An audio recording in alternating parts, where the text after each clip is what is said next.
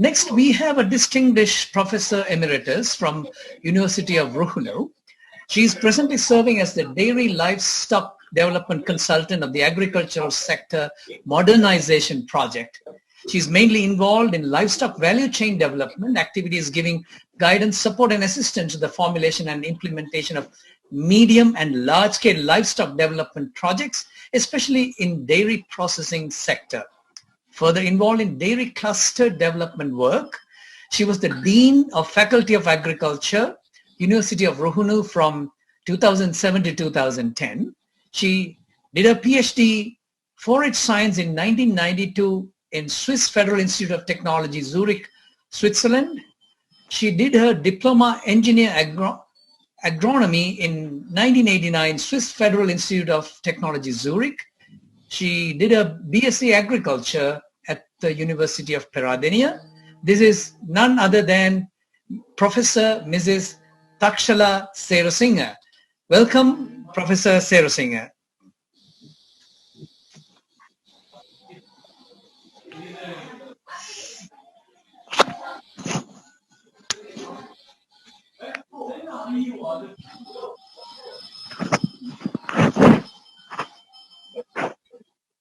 Yes, sir, Professor Serusinghe, you can go now, please. Yeah, my presentation is overview of dairy industry and how can be self-sufficient in the future.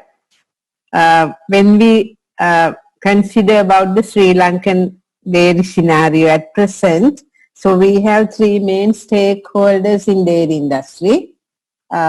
Farmers in dairy industry, nearly 60% of total milk production is done by small scale farmers, and there are about 200,000 registered dairy, cattle and buffalo farms in the country. Actually predominantly free range and extensive system, but now they are all converting to semi-intensive system with the extension, the help of extension services. Approximately 46 of these farmers are currently not under operational dairying, so they are mainly produce milk for household consumption and little sales like that. So then the general production is less than 10 liters in around 40% farms. In Nuwara and also in the upcountry and mid-country, the level is 10 to 20 liters milk, so that is about 10% of farms. So only 4% of farms who produce 20 to 50 liters per milk, those are private and some government farms. Then we can see the highest average of daily milk production in Nuwara area, around 8.8 liter. The other areas less than 5 liters per day in Kandy, Matale, Polonnaruwa, Hambantota and Kalutara areas. So milk collectors and processors are very important for our country. Actually the value chain development of dairy products very important to get higher income for farmers. Milko is the main functional body, collects 45 to 50% of country's milk production. So Nestle, Fonterra, Kotmali, Lake Lanka, Rich Life and also some small scale milk cooperatives are the frontiers in collection of milk. So we have 2,552 milk collection centers island-wide, but actually if we want to improve the production, we have to increase the number of collecting centers, and also around 2,500 milk value-added production centers island-wide. So with our agriculture modernization project, we always try to improve the large-scale and small-scale dairy processing in the country. So when we consider about the imports, actually our import of milk products are very high. So they by year and year it's increasing the quantity as value as we have to spend higher sum of rupees for the importation of milk powder, especially milk powder and other products.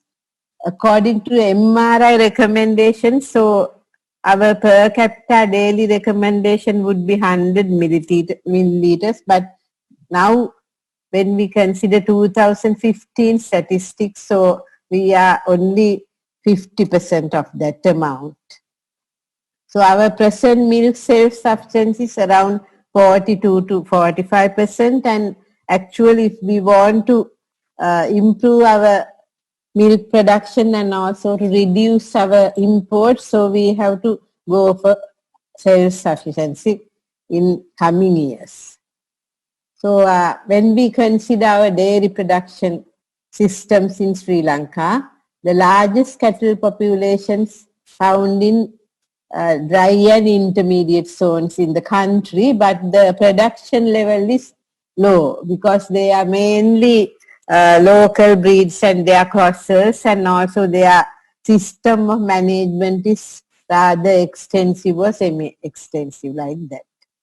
The wet, mid and upcountry areas are the main dairy producing areas in the country. They have exotic breeds and also their production systems are very high. Mainly they are intensive or semi-intensive system of management in those areas. The dry and dry intermediate zones produce 50% more milk than the wet and wet intermediate zones because the 2/3 of the national cattle population in that area. So when we consider our main dairy production system, so as I mentioned, hill country has intensive system, mid country intensive or semi-intensive, then coconut triangle, so we have cattle rearing under coconut, so they have tethered system or free grazing. Low country dry zone mainly extensive system, and now we can find few in semi-intensive, semi-extensive farms in the low country dry zone, and low country wet zone mainly tethered system of management. So their average milk production, so hill country has the highest, and then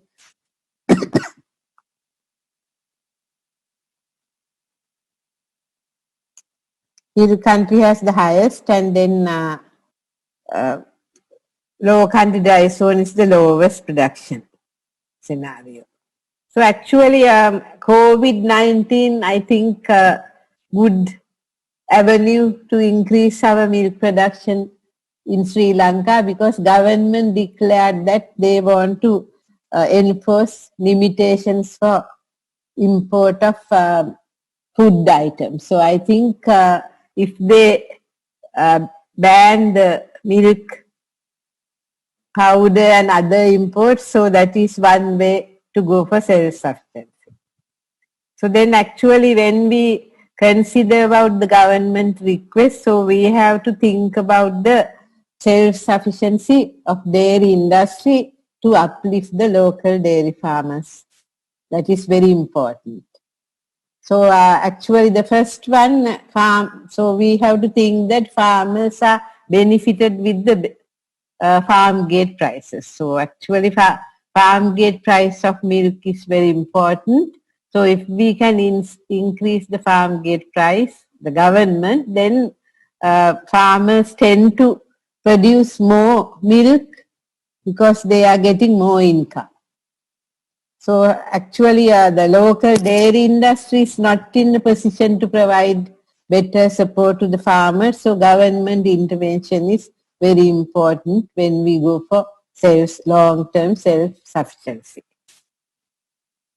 So then actually diet is very important as a short-term strategy. When we want to improve the milk production, diet is very important. So we can give high-yielding grass like Napier, CEO3, CEO4, and some other varieties are there for the sorghum, for the maize. Those can be cultivated. And also when we consider Sri Lanka, normally the feed production is very high in the wet season and very low in the dry season. So if we want to maintain the milk production at the same level during all seasons, then forage conservation is very important as means of silage. So actually with our project now we have already given grants to few farmers for commercial silage production. So as in other countries, so we have to get used to conserve fodder. Otherwise, we cannot improve our milk production. So that is very important to have conserved fodder to feed the animals during the dry season. So concentrate feeding also very important, and also we know that milk has 80% of water. Therefore, farmers should give ad libitum water to animals. That is very important when they want to improve their milk production. So then actually if as the provincial director said, so we should have climatized native regional breeds, especially for the drier areas in the country to improve their milk production. So these pictures were taken from the farm in Akkarepattu area.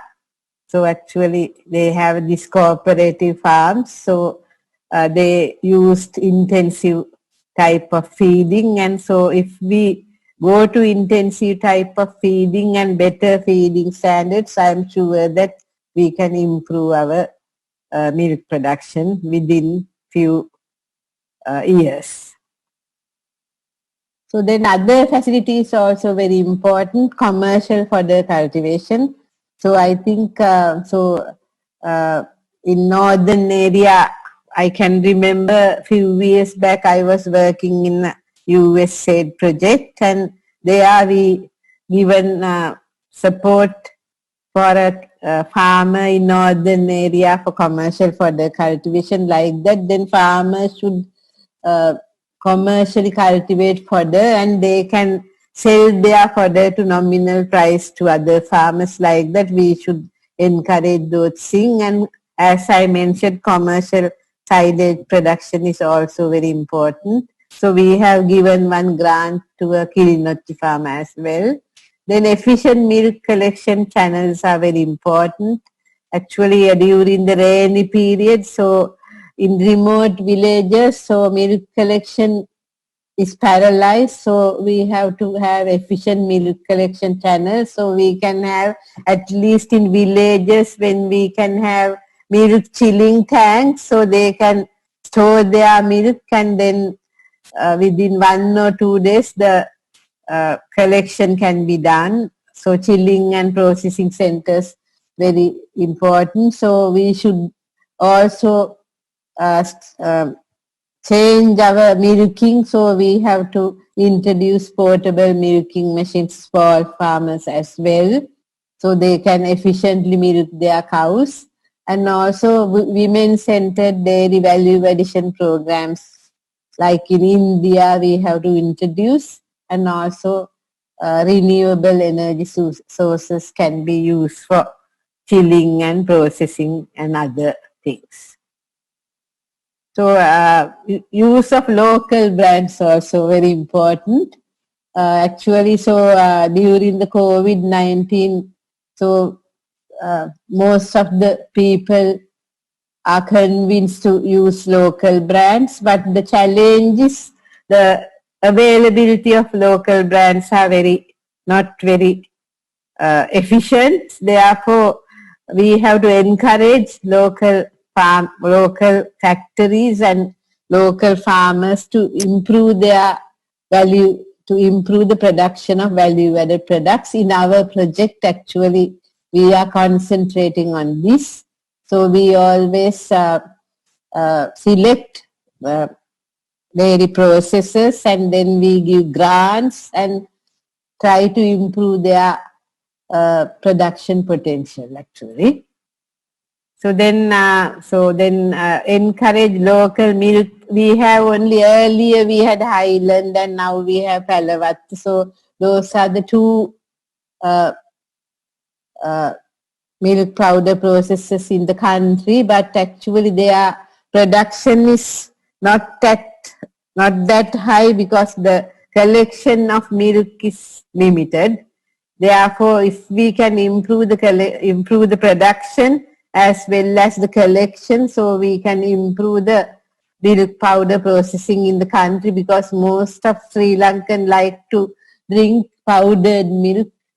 But now the trend is changing, so they are now adopting to drink fresh milk as well, but mainly due to several reasons. So due to storage and things, so people still like to have powdered milk, so we have to encourage local producers. Then actually when we come to the real fact, this is essential to improve the productivity of each individual farmer at minimum 10%. So actually the short-term strategy is the feeding. If we can improve the feeding, we can improve the milk production at this point. At this point, we cannot do anything else rather than feeding. So then we can improve the milk production within 1 to 1.5 years, and also we have to encourage local producers, and also we have to encourage them to go to various products to diversify their products and all. So actually with our project we are trying to do that, but it's not enough, so government interventions are important. So then, so as I said, short-term strategy is feeding. So that like us, like all the other living organisms, cow also need energy, protein, vitamins, minerals, and water. So then, so that we should give them balanced diet. So forages, energy concentrate, protein concentrates are very important in her diet. When we consider Sri Lanka, so we have grasses and legumes and also rice straw, sugarcane tops, coconut punnet, sugarcane bagasse. So then silage also now coming into the scene, and also mineral mixtures. So we have to combine all these things and give a good diet to animals, then we can improve the production at short term. So then at this point, actually total mixed ration, feeding of total mixed ration is very important, because we can mix all the ingredients, forages, legumes, concentrate, feeds, everything to mineral mixture, everything together, mix and give a good ration to balanced ration to animals, can improve the milk production. So at small farmer level, so they can mix this ration manually, and also then at this large farm level, so they can use small machines to mix the ration. So the feeding very important at this point, and so we have to concentrate with the feeding. So not only during the wet season, dry season also feeding very important. That's why conservation is necessary. I think that's all my presentation. Thank you, Professor